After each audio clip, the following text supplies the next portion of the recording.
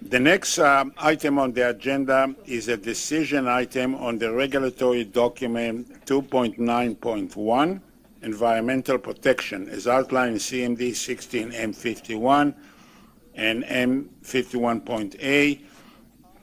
I understand that Mr. Tory will make the presentation. Over to you. Thank you. Bonjour, Monsieur le Président, membre de la Commission. My name is Brian Tory, Director General of the Regulatory Policy Directorate. With me today are Mr. Michael Rinker, Director General of the Directorate of Environmental and Radiation Protection and Assessment, along with Dr. Caroline Ducrot, Director of the Environmental Assessment Division, Ms. Karen Owen-Wittred, Director of the Regulatory Framework Division, and other CNSC staff are available here to support and answer any questions you may have. We are here today to request the Commission approval of REGDOC 2.9.1, Environmental Protection, Environmental Principles, Assessments, and Protection Measures. Regulatory Document 2.9.1 clarifies and consolidates the CNSC's Environmental Protection Framework and specifies the CNSC's requirements and guidance for the protection of the environment and health of persons. If approved, this REGDOC is expected to be published in October 2016. Before discussing the document in detail, I will briefly review the role of the regulatory documents and where REGDOC 2.9.1 is situated within the CNSC regulatory document framework. To enhance accessibility of our regulatory expectation, the CNSC structures our regulatory documents according to the framework shown here. This slide shows where REGDOC 2.9.1 fits within the CNSC's broader document framework.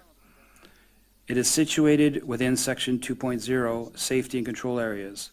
This section also includes information on the CNSC's requirements and guidance for applicants and licensees in the 14 Safety and Control Areas, or NSCAs.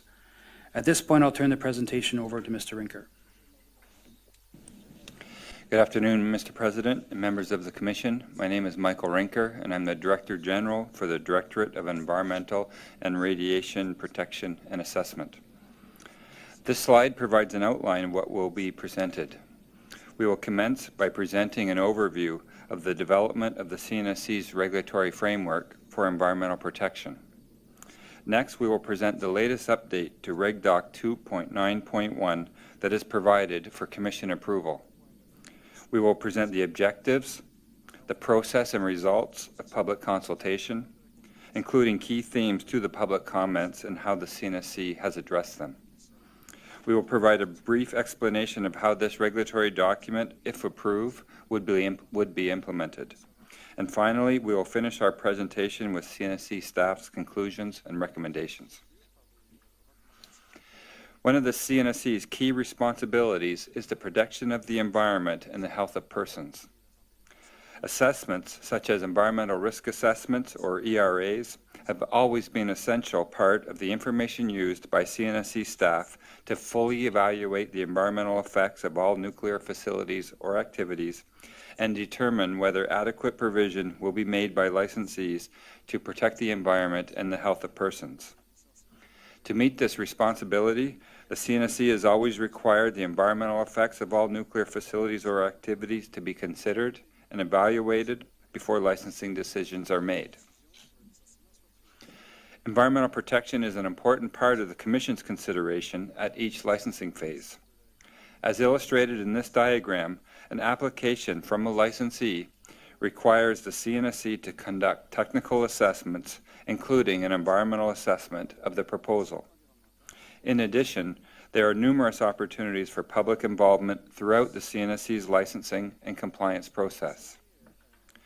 Important milestones that are supported by the CNSC's regulatory oversight for environmental protection and involve public consultation and participation are the licensing process that is illustrated above.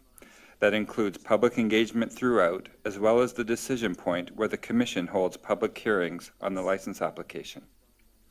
And because licenses are issued for fixed time periods at the discretion of the Commission and need to be renewed, the renewal licensing process follows the same process shown on this slide and is supported by an environmental assessment.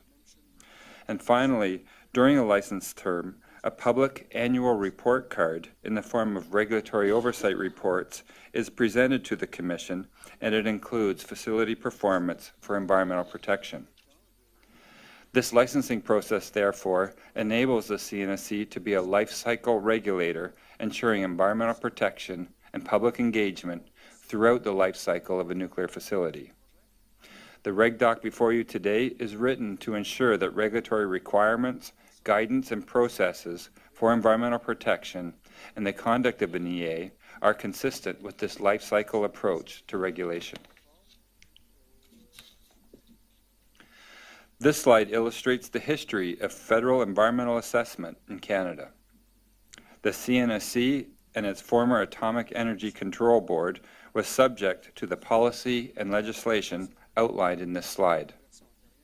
The CNSC has completed over 70 environmental assessments for nuclear projects over the past several decades.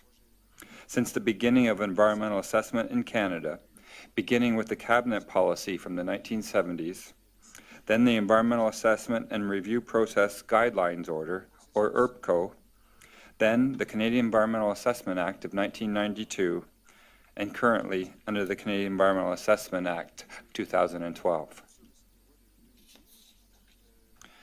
The Commission is one of 3 responsible authorities under the Canadian Environmental Assessment Act, and the only responsible authority in the case of a designated project that is regulated under the Nuclear Safety and Control Act. The CNSC was recognized as a suitable responsible authority for CEAA in previous environmental assessment reviews. In addition, every time the CNSC's discharge of EA responsibilities has been judicially reviewed, the federal court has ultimately upheld the manner in which the CNSC staff have conducted the EAs, and the Commission has made its EA decisions. For example, the Greenpeace et al. Versus Canada decision record stated that the CNSC is much better placed than a reviewing court to factually assess and determine what types of accidents are likely to occur at a nuclear power plant and how to conduct an assessment of the environmental impacts of potential accidents. Environmental assessments are conducted under the Nuclear Safety and Control Act at every phase throughout the life cycle of a facility or activity. For each license application, the CNSC staff consider all future phases of the life cycle, taking into consideration available information.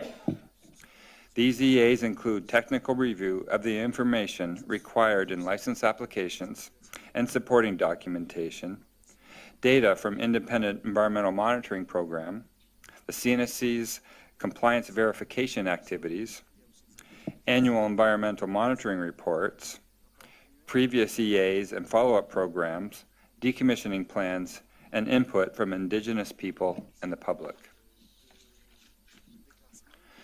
The figures on this slide compare EAs carried out in accordance with the Canadian Environmental Assessment Act to those carried out by CNSC staff under the Nuclear Safety and Control Act. EAs under CEAA 2012 are conducted for projects on the regulation's designated physical activities or project list of the Canadian Environmental Assessment Act. EAs under the NSCA are conducted for projects not on this list or for projects that have completed an EA under CEAA but are at the next or later phase of the project or at a license renewal. Both EAs have as their basis the same core science as defined in the REGDOC before you today. Both EAs consider the full life cycles of the project.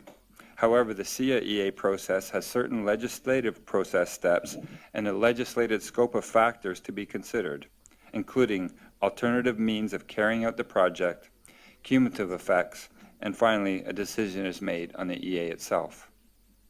The EA under the NSCA aligns with the CNSC licensing process, and some factors for assessment are under the discretionary authority of the Commission.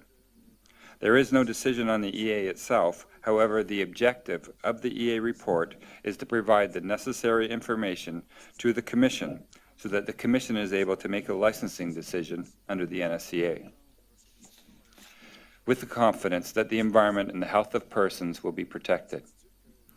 All projects that successfully go through the process in Column 1 for EAs under CEAA 2012 will eventually go through the process in Column 2 for EAs under the NSCA at the time of renewal. This is the lifecycle approach to regulation and to environmental protection. And this is one reason why we endeavor to make one as rigorous as the other. This slide illustrates the development of the CNSC's regulatory framework for environmental protection. CSA standard N288.1 was the first standard for protection of the public. It was published in 1987 and provides a radionuclide transport model for assessing radiation exposure to the public. It is also used for calculating derived release limits, or DRLs, for radionuclides. The enhanced environmental protection mandate and regulatory requirements associated with the NSCA require staff to develop a correspondingly enhanced environmental protection framework. This commenced with regulatory policy document P223, Protection of the Environment, which established the CNSC's commitments to government cooperation and harmonization, and commitments to regulate in a risk-informed manner, while recognizing and accounting for uncertainty in science through the application of a protective approach. The Environmental Management System, or EMS, shown in the third step of this diagram, includes the requirement for licensees to manage their environmental measures, such as controls on releases and effluent and environmental monitoring, in a coordinated and systematic and auditable manner. Finally, the last tier on this slide shows the development history of the current CSA standard for environmental protection. These serve to standardize requirements and provide more detailed guidance. They are written in a manner which supports compliance and verification of the adequacy and design and implementation of each of the environmental protection measures. The initial version of REGDOC 2.9.1, titled Environmental Protection, Policies, Programs and Procedures, was published in September 2013. It included requirements for an environmental management system and reflected lessons learned from the Fukushima Task Force recommendations. A two-phase revision to the 2013 version of REGDOC 2.9.1 was conducted. Phase 1 involved providing clarification of the role of an environmental assessment under CEAA 2012 and the NSCA in response to recent legislative changes to CEAA. Public consultation of this version was completed in July of 2014. Phase 2 was then implemented to add CSA standards related to effluent and environmental monitoring, environmental risk assessment, and groundwater protection. These two developments are incorporated into the document you are considering today, which for the first time captures in a single document the complete life cycle integrated environmental protection framework applied by the CNSC to ensure the protection of the environment and the health of persons. The implementation of this environmental protection regulatory document is expected to lead to greater regulatory certainty for licensees, greater consistency in meeting requirements to ensure environmental protection, enhanced harmonization with provincial and federal regulatory jurisdictions, and transparency for the Canadian public on the CNSC's regulatory requirements and guidance. REGDOC 2.9.1 describes the CNSC's guiding principles for environmental protection, the scope of an environmental assessment, the roles and responsibilities with an environmental assessment, either under the Canadian Environmental Assessment Act or the Nuclear Safety and Control Act, and the CNSC's requirements and guidance for developing environmental protection measures, including environmental risk assessments where required.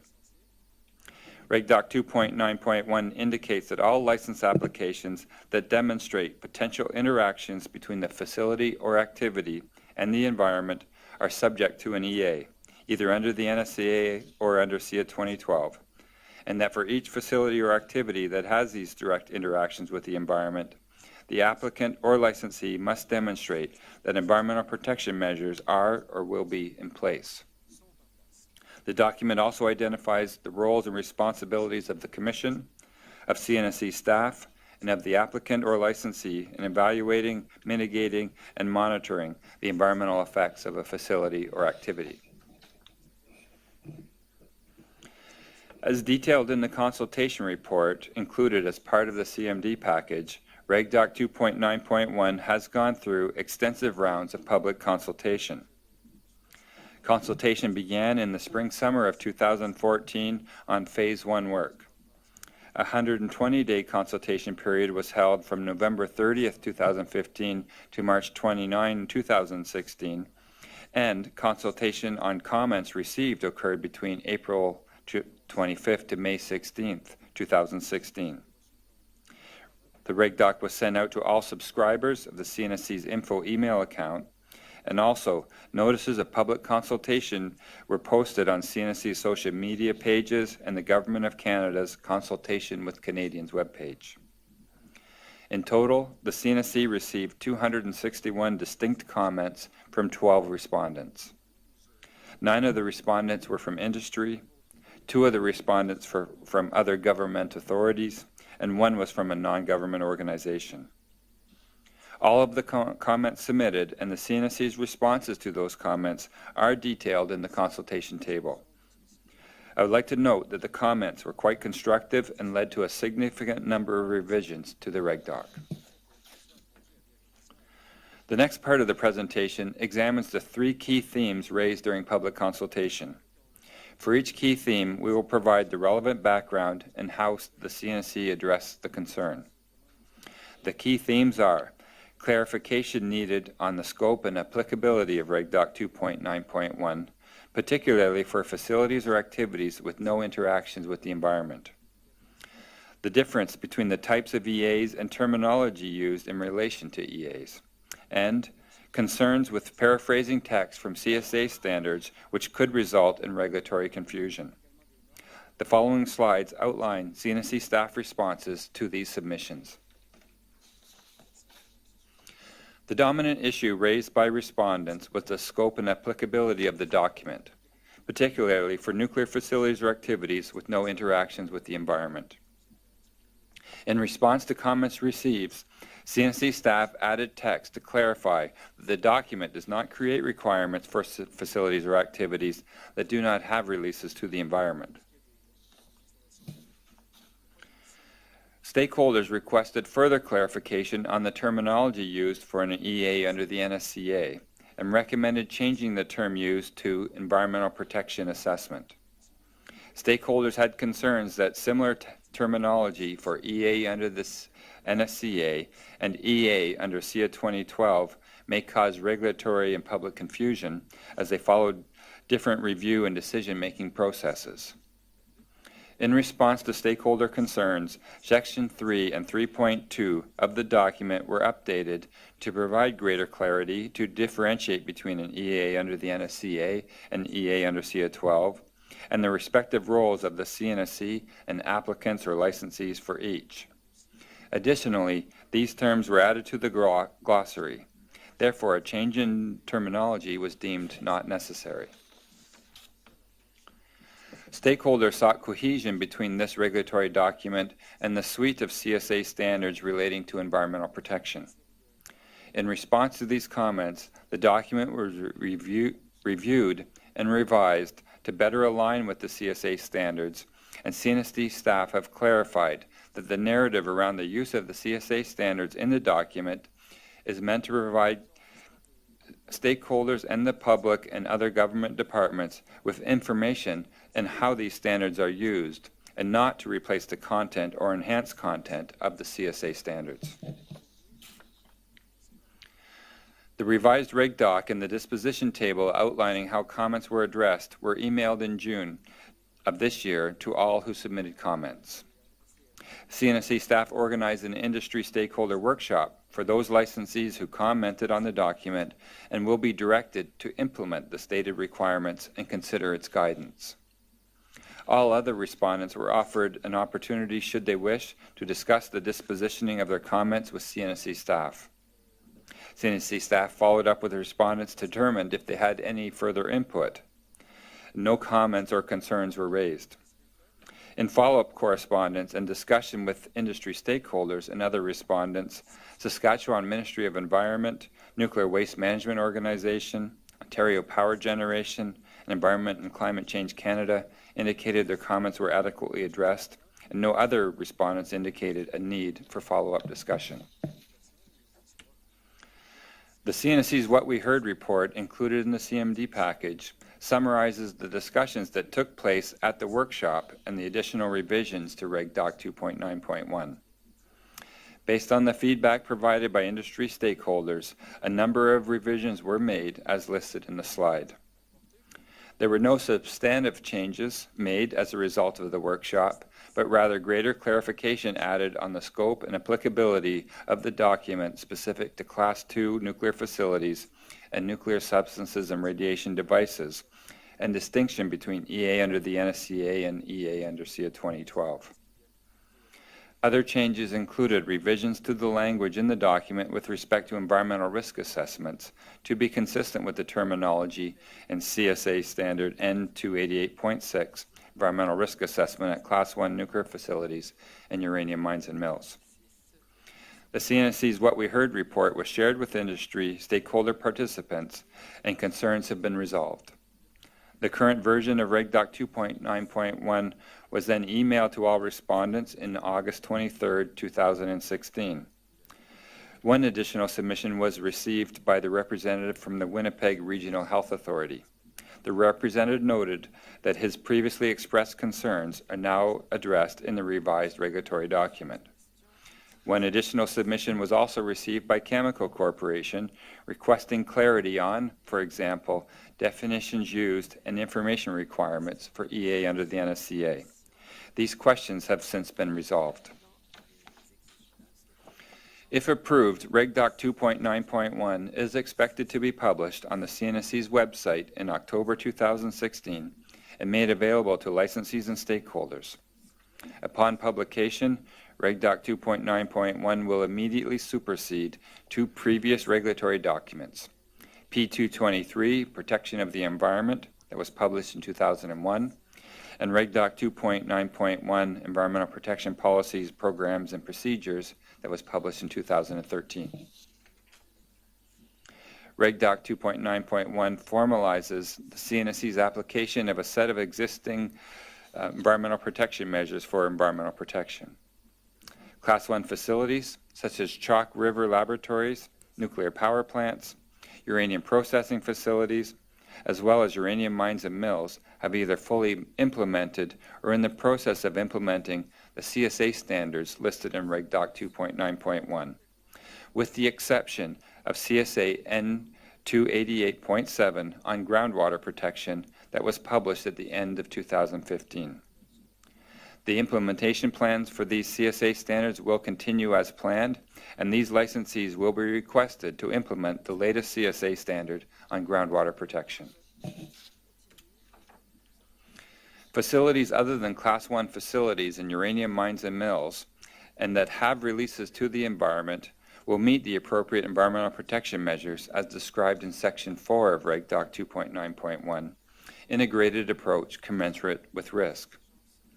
CNSC staff will engage the relevant licensees to determine the applicability of and implementation plans for the appropriate parts of Section 4 of this REGDOC. Facilities or activities that do not interact with the environment will not implement this REGDOC, but will be subject to the guidance and guiding principles provided in Section 2.1. The next planned update of this REGDOC will be in 2017 to incorporate additional information on action levels and release limits. The Commission can expect to see significant activity over the next 12 to 18 months as we develop and publish processes for developing release limits and action levels. Should the Commission approve this version of REGDOC 2.9.1 as presented to you today, the updated REGDOC 2.9.1 with additional content on the development of release limits and action levels will be available for public comment in 2017. I will now pass the presentation back to Mr. Torrey. Brian Torrey for the record. To conclude, REGDOC 2.9.1 enhances the existing regulatory framework by providing information about the CNSC's environmental policy, assessments, and protection measures that applicants and licensees are expected to implement. It is CNSC staff opinion that this REGDOC 2.9.1 codifies CNSC's comprehensive lifecycle environmental protection framework, ensures greater consistency in meeting requirements to ensure environmental protection, contributes to greater regulatory certainty for licensees, improves harmonization with provincial and federal regulatory requirements, and ensures transparency for Canadian public and international community on CNSC's regulatory requirements and guidance. Based on our conclusions, CNSC staff recommends that the Commission approve this regulatory document. Thank you. We are now available for your questions. Thank you.